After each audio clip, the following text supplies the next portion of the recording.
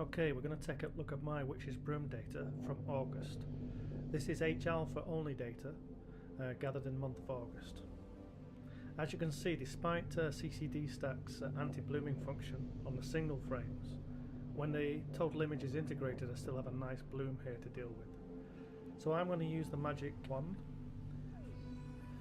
When I paint this in later, it will only paint in where I've selected. It's a nice way of protecting the rest of the image. So once I've got it selected, I'll use the clone stamp tool to select an area of colour, the nearest pixels to the bloom, and I'll start painting in the selected area. So let's zoom in and start that now. So there's an area, and we can start to set the size of this. Don't go too big with your paint size, because it's only a small bloom that we're trying to get rid of. If you do have a non-anti-blooming camera, then you will not have this problem. So this part of this process I'm going to speed up, so I think you get the picture here. I've selected only the bloom and now I'm starting to paint in that bloom. Of course the purist will say, well, you shouldn't be doing this because you don't know if there's stars under there or what data is under that bloom itself, and I would absolutely agree. But at the end of the day, my goal here is to produce a nice contrasty image, not a piece of scientific astronomy. So I'm going to go ahead and paint this bloom out because it's very distracting in the image. One solution to this for people with blooming cameras is to twist the camera or rotate the camera during the session. Therefore the bloom will now become a cross, or at least you will have the right data, the missing data that's under the bloom. It still doesn't help you to produce an aesthetically pleasing image though.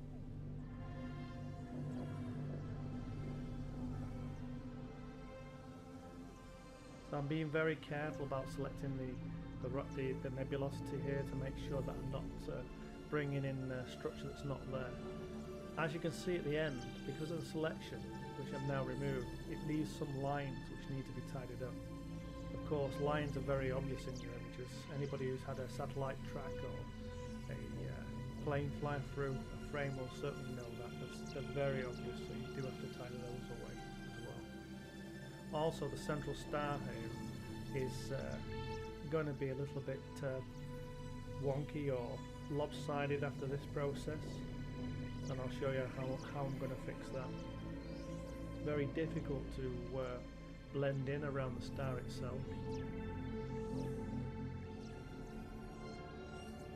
As you'll see in a moment, but no matter how careful you are, you can never restore the shape of the star.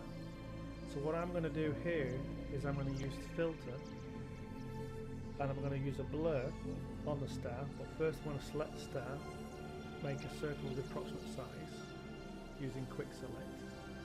Then I'm going to filter, blur, radial blur. Now the radial blur I'm going to set to 100% and say OK. We'll see exactly what it does. It makes the star perfectly symmetrical. It radially blurs it. In fact, it's not quite there yet, so I'm going to apply that twice. Now, you see the star to the lower left hand side also looks a little bit almond shaped because it has a small bloom running through it. So I'm going to show you the same radial blur on that star now as well. You can use this to fix stars in your image, prominent stars in your image. Of course, you're not going to fix all of them using this method, but the ones that are most obvious. But set the size using the quick select, approximately the size of the star. Select around the star, and now radial blur. And you'll see how it quickly changes the shape of that star, makes it look a lot more aesthetically pleasing in the overall image.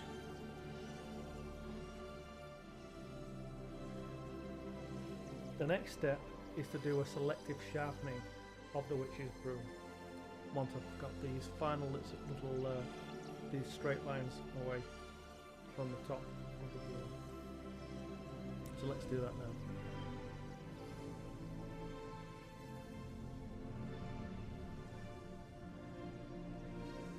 My hands can move very quickly when I need to. No, not really. I'm just speeding up the video.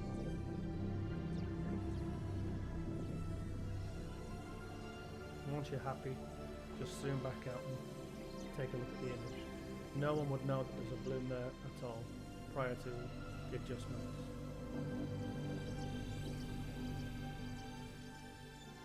So this is where we do get into the realm of generating, very good images, astro images. That's what we want to do. We're not producing scientific data. Otherwise we wouldn't care about these artifacts. So now I'm going to do a high pass. I've created a duplicate layer and I'm making a high pass on the original image. I want to set the radius to a level around about 10, which reveals the most data. If you go too small, it disappears. If you come back up, you start getting coarser and coarser data, and I want to get the witch's broom itself, the knots of nebulosity. That's what I'm looking for. And I find that on this image around about 10 pixels is good enough, but you can see it there now. Now you're going to change the layer from normal to overlay, and you can see what an impact that makes on the image. But as with all these effects in Photoshop, it can be too much, and this is the case here. So if I blink back and two between this effect on and off, it is too much. In fact, it makes all the smaller stars pop in the image as well. And this star field is very dense around the witch's bloom. So what I'm going to do now is insert a layer mask and hide everything, hide all. So you see it goes back to the original image. Now I'm going to paint through, using a paintbrush and the colour white, the detail that I want to reveal. So set the size of your paintbrush, don't go too big, don't go too small, make it too tedious for yourself, and now start painting through the mask. And you can see immediately the sharp and high passed information coming through and making a big impact on the image.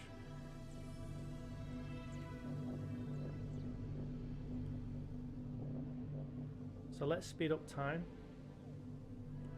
and go a little bit faster and start painting through all the detail, all the twists and knots that you want to reveal in your image.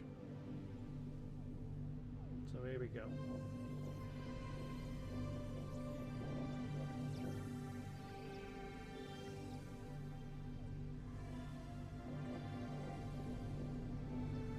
It's already starting to look very nice. Even those fainter shock waves above the star, I paint those edges as well, because anything that is sharper or has a more defined edge will catch your eye in the image more easily. But of course you don't want to overdo this effect. This is why we're actually using the layer mask now. And I'll show you another trick with the layer mask shortly, once we've finished painting this in. Almost there. Final details.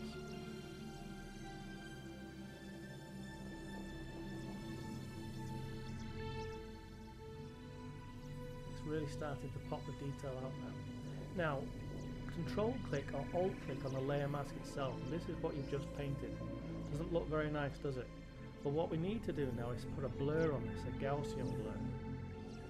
So by putting a Gaussian blur on it, we make the fact that we've introduced this layer mask less obvious. It just makes it all smoother in the image itself. So here I put a Gaussian blur on about 15 pixels. It just takes the hard lines away that we've been painting with that brush, but the brush already had soft edges, so it wasn't too bad. So now you can see the difference that makes. It looks more natural. It doesn't look as though we've put a layer mask on here with a high pass sharpened layer. The image looks more natural by using that blur. Of course, what you can also do, and I do this as well, I will blend now this layer. And we'll show you that shortly. So this is the difference between it on and off. It's a big difference. Now I'll bring the blending down to, on this, when you're using a layer mask, you can leave it quite high. So here I'm going to leave it around 60%, because I think that image looks quite natural as it is. And it's a big improvement now over the original.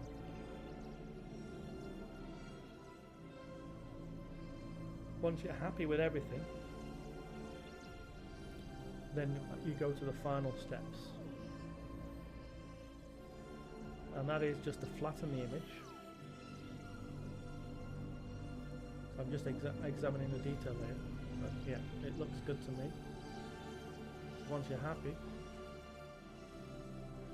let's go ahead and flatten the image. So layer, flatten the image.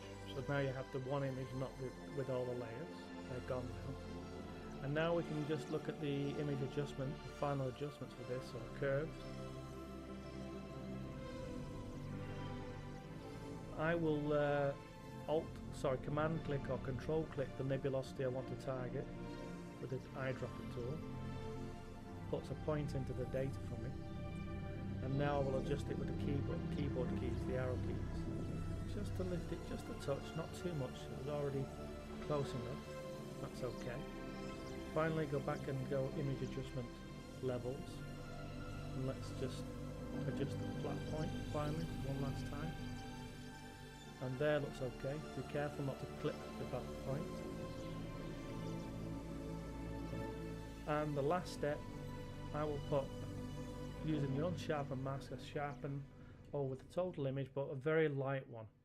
You need to be careful with sharpening your astro images, especially when you've taken the steps prior to selectively sharpen the information you want to have using a layer mask. So I'm going to bring this effect down a little bit, 60%. Well, here you can see if you push it too high with either the percentage or the radius, it just blows every single little star in the image becomes too prominent. So you have to find a nice happy medium. This is all subjective now and entirely up to yourself.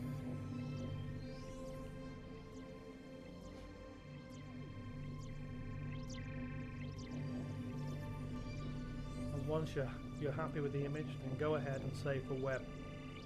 I use the save for web tool. I'll set the dimensions I want for the image.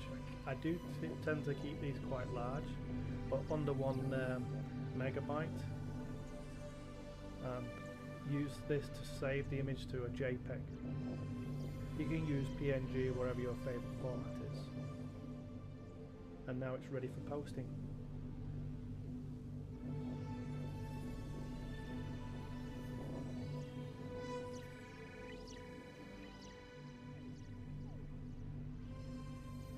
So there we have it, the witch's broom with selective sharpening using layer mask.